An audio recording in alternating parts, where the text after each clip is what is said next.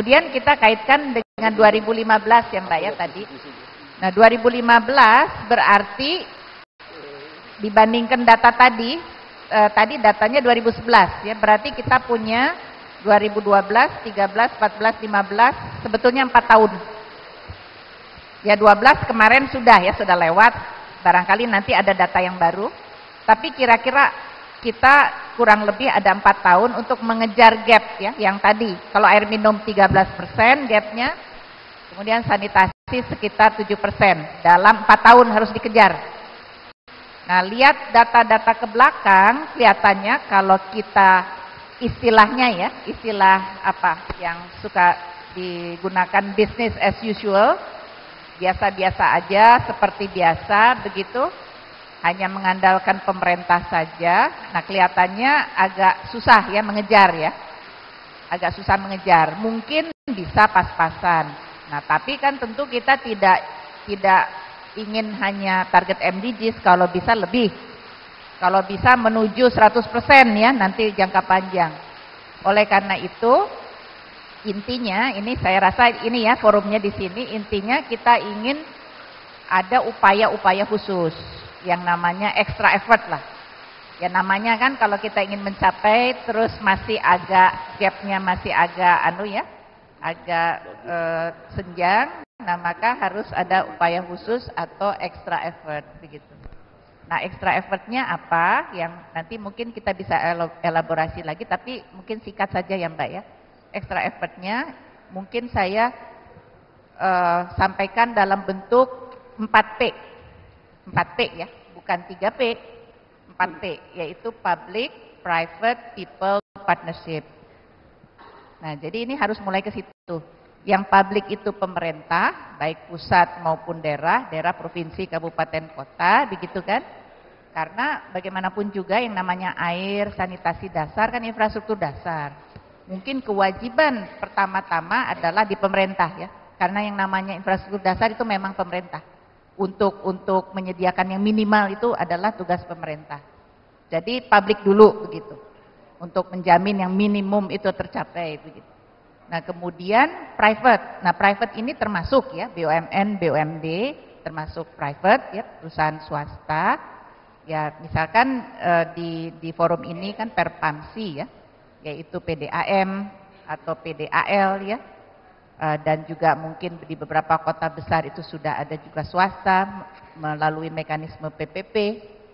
Ya, nah kemudian yang people, nah yang people ini terutama sekali di daerah-daerah pedesaan yang Pansimas itu. Jadi pengembangan atau penyediaan air bersih, air minum, termasuk sanitasi dasar berbasiskan masyarakat. Nah kemudian partnershipnya bagaimana? Partnershipnya ya kalau ingin lebih cepat mestinya 3 itu harusnya sama-sama. Ya, sama-sama.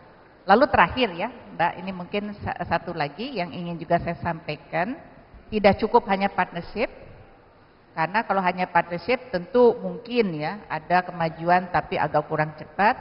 Satu lagi yang juga kita perlukan dan kita harus lebih giatkan lagi adalah inisiatif-inisiatif, inovasi-inovasi, terobosan-terobosan.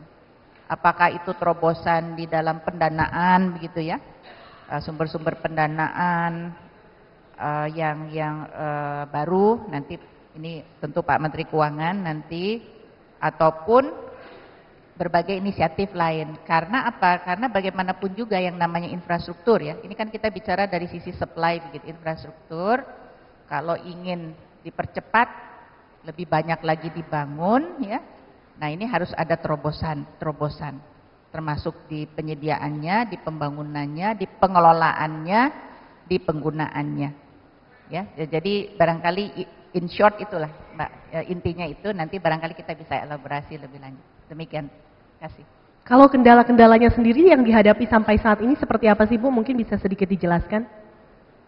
Yang dihadapi. Ya, jadi begini, tentu ya. Sekali lagi Indonesia itu luas sekali. Ada daerah perkotaan, daerah pedesaan, ada daerah yang relatif remote ya. Ada daerah yang relatif kaya, ada daerah sedang, ada daerah miskin. Jadi berbeda-beda.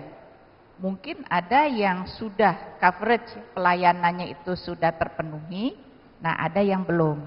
Nah, saya rasa ini yang kita kejar ini kan yang minimal menuju ke, kalau kita bicara itu target tidak hanya 2015 ya, 2025 kita menuju 100% dan tidak ada lagi krisis air bersih. Nah, oleh karena itu kalau dari sisi pemerintah ya, pemerintah mestinya masuk begitu ya, kan ada fungsi pemerataan.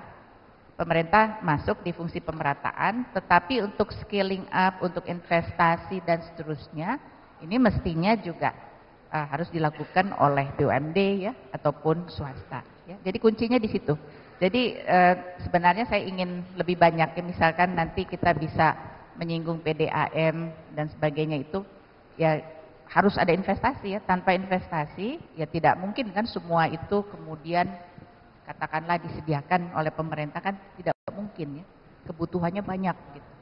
Nah, jadi ini gimana inovasi-inovasi, inisiatif-inisiatif baru ini yang kemudian bisa kita kembangkan, tetapi tanpa meninggalkan itu tadi Mbak, karena sekali lagi ini kan infrastruktur dasar.